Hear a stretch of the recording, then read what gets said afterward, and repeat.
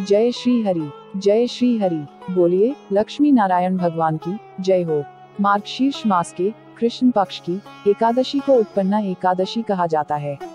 इस दिन भगवान विष्णु के लिए व्रत रखा जाता है। इस दिन माँ एकादशी ने उत्पन्न होकर अति बलशाली और अत्याचारी राक्षस मुर का वध किया था।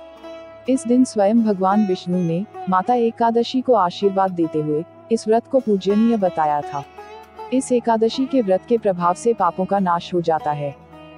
आइए सुनते हैं उत्पन्ना एकादशी की व्रत कथा। श्री सूत जी कहने लगे, हे ऋषियों, भगवान श्री कृष्ण ने विधि सहित इस एकादशी महात्म्य को अपने परम भक्त युधिष्ठिर से कहा था।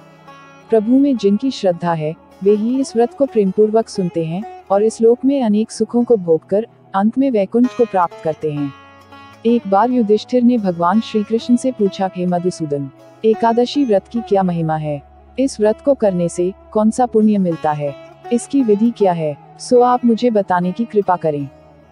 युधिष्ठिर के ये वचन सुनकर भगवान श्री कृष्ण ने कहा, हे युधिष्ठिर, सर्वप्रथम हेमंत ऋतु के मार्गशीर्ष माह में कृष्ण पक्ष की एकादशी का व्रत करना चाहिए। दशमी की संध्या को दातुन करनी चाहिए और रात्रि को भोजन नहीं करना चाहिए। एकादशी को प्रातः संकल्प नियम के अनुसार कार्य करना चाहिए। मध्याह्न को संकल्प पूर्वक स्नान करना चाहिए। स्नान से पूर्व शरीर पर मिट्टी का लेप लगाना चाहिए। स्नान के बाद मस्तक पर चंदन का तिलक लगाना चाहिए। चंदन लगाने का मंत्र इस प्रकार है, अश्वक्रांते रथ क्रांते विष्णु क्रांते वसुंधरे उद्धृतापि वराहिन कृष्णेन शतबाहुना मृत्तिके हर में पाप यन्मया पूर्वक संचितम त्वचा हतेन पापेन गच्छामि परमागतिम। स्नान के उपरांत धूप दीप नैवेद्य से भगवान की पूजा अर्चना करनी चाहिए। रात्रि में दीपदान करना चाहिए। ये सभी सात्विक कर्म भक्तिपूर्वक करने चाहिए। रात में जागरण करते हुए श्रीहरि के नाम का जप करना चाहिए तथा किसी भी प्रकार के भोग विलास या स्त्री प्रसंग से सर्वथा दूर रहना चाहिए। हृदय में पवित्र एवं सात्विक विचारों को ही स्थान देना चाहिए। इस दिन श्रद्धापूर्वक ब्राह्मणों को दान दक्षिणा देनी चाहिए और उनसे अपने पापों की क्षमा मांगनी चाहिए। धार्मिक जनों को शुक्ल पक्ष और कृष्ण पक्ष की दोनों एकादशियों को एक समान समझना चाहिए। इनमें भेदभाव नहीं करना चाहिए।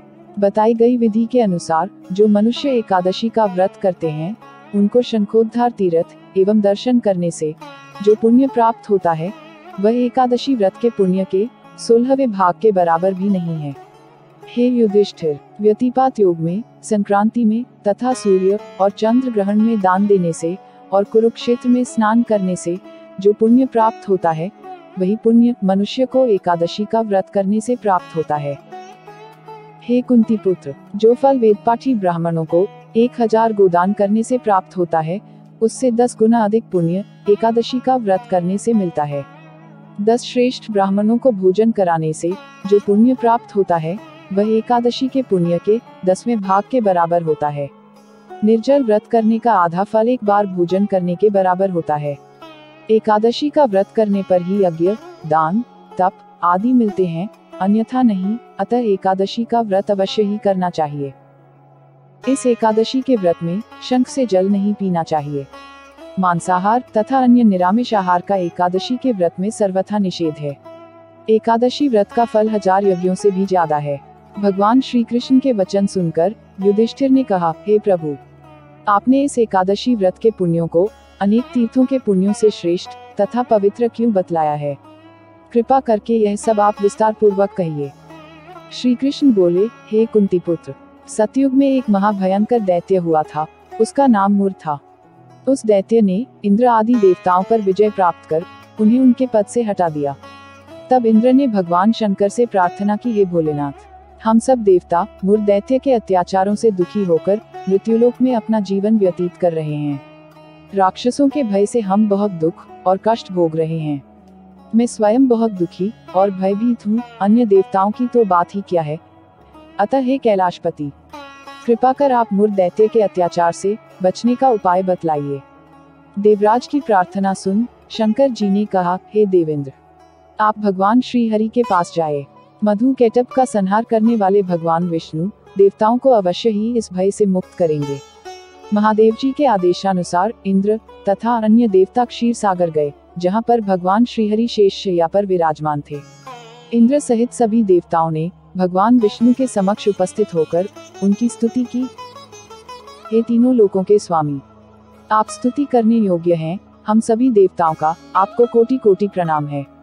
हे दैत्यों के संहारक, हम आपकी शरण में हैं, आप हमारी रक्षा करें। हे त्रिलोकपति, हम सभी देवता दैत्यों के अत्याचारों से भयभीत होकर आपकी शरण में आए हैं। इस समय दैत्यों ने हमें स्वर्ग से निकाल दिया है और हम सभी देवता बड़ी ही दयनीय स्थिति में मृत्युलोक में विचरण कर रहे हैं। अब आप ही हमारे रक्षक हैं, रक्षा कीजिए। हे मधुसूदन, हे जगन्नाथ, हमारी रक्षा करें। देवताओं की करुण पुकार सुनकर भगवान श्रीहरि बोले, हे देवगणों, वह कौन सा दैत्य है जिसने देवताओं को जीत लिया है? आप सभी देवगण किसके भय से पृथ्वीलोक में भटक रहे हैं? क्या वह दैत्य इतना बलवान है जिसने इंद्र सहित सभी देवताओं को जीत लिया है? तुम निर्भय होकर मुझे सब हाल बताओ। भगवान विष्णु के इन स्नेहमयी वचनों को सुनकर देवेंद्र ने कहा, हे प्रभु, प्राचीन काल में ब्रह्मा वंश में उत्पन्न हुआ नाड़ी जंगम नाम का एक असुर था, जिसका मूर नामक एक पुत्र है, जो चंद्रवती नामक नगरी में निवास करता है, जिसने अपने बल से मृत्युलोक और देवलोक को जीत लिया है और सब देवताओं को देवलोक से निकालकर अपने दैत्य कुल के असुरों को इंद्र, अग्नि, यम, वरुण, चंद्रमा आदि लोकपाल बना दिया है। वह स्वयं सूर्य बनकर पृथ्वी को तपाता है और स्वयं मेघ बनकर जल की वर्षा करता है। अतः आप इस बलशाली भयानक असुर का संहार करके देवताओं की रक्षा करें। देवेंद्र के मुख से ऐसे वचन सुनकर भगवान विष्णु बोले, हे देवताओं, मैं आपके शत्रु का शीघ्र ही संहार करूंगा। आप सब इसी समय मेरे साथ चंद्रवती नगरी चलिए। देवताओं की पुकार पर भगवान विष्णु तुरंत ही उनके साथ चल दिए। उधर दैत्यराज मुर ने अपने तेज से जान लिया था कि श्री विष्णु भगवान युद्ध की इच्छा से उसकी राजधानी की तरफ आ रहे हैं, अतः अपने राक्षस योद्धाओं के साथ वह भी युद्ध भूमि में आकर गरजने लगा। देखते ही देखते युद्ध शुरू हो गया। युद्ध शुरू होने पर अनगिनत असुर अनेक अस्त्रों शस्त्रों को धारण कर देवताओं से युद्ध करने लगे, किंतु देवता तो पहले ही डरे हुए थे।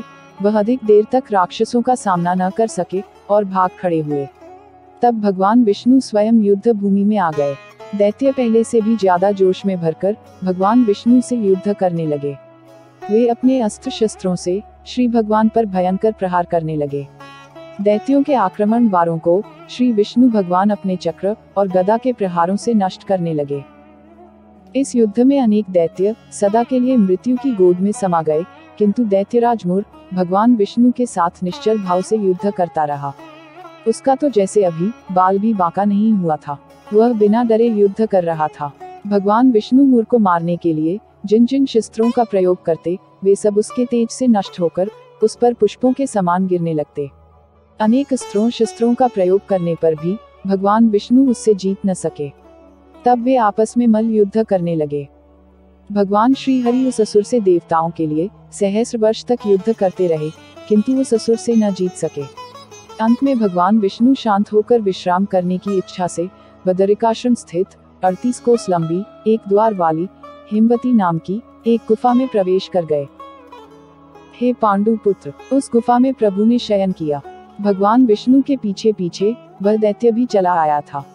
भगवान श्री हरि को सोता देखकर वह उन्हें मारने को तैयार हो गया।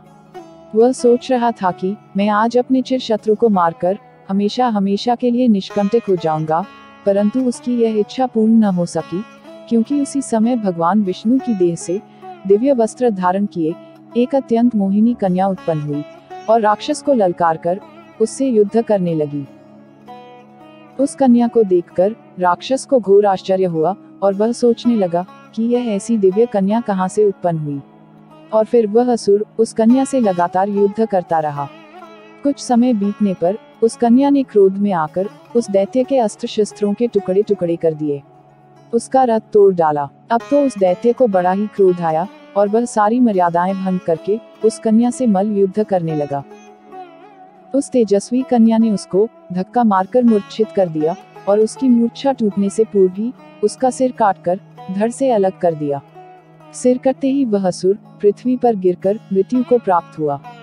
बाकी बचे असुर अपने राजा का ऐसा दुखद अंत देखकर भयभीत होकर पाताल लोक में भाग गए। भगवान विष्णु जब निद्रा से जागे तो उस असुर को मरा देखकर उन्हें घोर आश्चर्य हुआ और वे सोचने लगे कि इस महाबली को किसने मारा है। तब वह तेजस्वी कन्या श्रीहरि से हाथ जोड़कर बोली, हे जगदीश्वर, यह असुर आपको मारने को उद्यत था, तब मैंने आपके शरीर से उत्पन्न होकर इस असुर का वध किया है। कन्या की बात सुनकर भगवान बोले, तुमने इस असुर को मारा है, अतः हे कन्या, मैं तुमसे अत्यंत प्रसन्न हूँ। इसे मारकर तुमने तीनों लोकों के देवताओं के कष्ट को हरा है, इसलिए तुम अपनी इच्छानुसार वरदान मांग लो, मैं तुम्हारी प्रत्येक इच्छा को पूर्ण करूंगा। भगवान की बात सुनकर कन्या बोली, हे प्रभु, मुझे यह वरदान दीजिए कि जो भी मनुष्य या देव मेरा व्रत करे, उसके सभी पाप नष्ट हो जाएं, और अंत में उसे स्वर्गलोक की प्राप्ति हो। मेरे व्रत का आधा फल रात्रि को मिले और उसका आधा फल एक समय भोजन करने वाले को मिले। जो श्रद्धालु भक्ति पूर्वक मेरे व्रत को करें, वे निश्चय ही वैकुंठ लोक को प्राप्त करें। जो मनुष्य मेरे व्रत में दिन तथा रात्रि को एक बार भोजन करे, वह धन धान्य से भरपूर रहे। कृपा करके मुझे ऐसा वरदान दीजिए। भगवान श्री हरि ने कहा, हे कन्या, ऐसा ही होगा, मेरे और तुम्हारे भक्त एक ही होंगे, और अंत में संसार में प्रसिद्धि को प्राप्त होकर मेरे लोक को प्राप्त करेंगे। हे कल्याणी, तुम एकादशी को पैदा हुई हो, इसलिए तुम्हारा नाम भी एकादशी होगा, और क्योंकि तुम मेरे अंश से उत्पन्न हुई हो, इसलिए संसार में तुम उत्पन्ना एकादशी के नाम से जानी जाओगी। तथा जो मनुष्य इस दिन व्रत करेंगे, उनके समस्त पाप समूल नष्ट हो जाएंगे। तुम मेरे लिए अब तीज, अष्टमी, नवमी और चतुर्दशी से भी अधिक प्रिय हो। तुम्हारे व्रत का फल सब तीर्थों के फल से भी महान होगा। यह मेरा अकाट्य कथन है। इतना कहकर भगवान श्री हरि उसी स्थान पर अंतर्धान हो गए। श्री कृष्ण ने कहा, हे पांडुपुत्र, एकादशी के व्रत का फल सभी व्रतों व सभी तीर्थों के फल से महान है। एकादशी व्रत करने वाले मनुष्यों के शत्रुओं का मैं जड़ से नाश कर देता हूँ, और व्रत करने वाले को मोक्ष प्रदान करता हूँ। उन मनुष्यों के जीवन के जो भी कष्ट होते हैं, मैं उन्हें भी दूर कर देता हूँ। अर्थात मुझे अत्यंत प्रिय एकादशी के व्रत को करने वाला प्राणी सभी ओर से निर्भय और सुखी होकर अंत में मोक्ष को प्राप्त होता है। हे कुंती पुत्र, यह मैंने तुम्हें एकादशी की उत्पत्ति के विषय में बतलाया है। एकादशी व्रत सभी पापों को नष्ट करने वाला और सिद्धि प्रदान करने वाला है। श्रेष्ठ मनुष्यों को दोनों पक्षों की एकादशियों को समान समझना चाहिए, उनमें भेदभाव करना उचित नहीं है। जो मनुष्य एकादशी महात्म्य का श्रवण व पठन करेंगे, उन्हें अश्वमेध यज्ञ के समान फल प्राप्त होगा। यह मेरा अकाट्य वचन है। कथा सार। एकादशी भगवान विष्णु की साक्षात शक्ति है। जिस शक्ति ने उस असुर का वध किया है, जिसे भगवान भी जीत पाने में असमर्थ थे, उस शक्ति के आगे मनुष्य के पाप रूपी असुर भला कैसे टिक सकते हैं। जिस शक्ति ने देवताओं के कष्ट को हरकर उन्हें सुख दिया, वह प्राणी मात्र को क्या नहीं दे सकती। सुख, समृद्धि, शांति और मोक्ष समस्त सुख सहज ही प्राप्त हो जाते हैं। बोलिए जय श्री हरि, जय श्री हरि, जय श्री हरि। बोलिए एकादशी माता की जय हो। बोलिए लक्ष्मी नारायण भगवान की जय हो।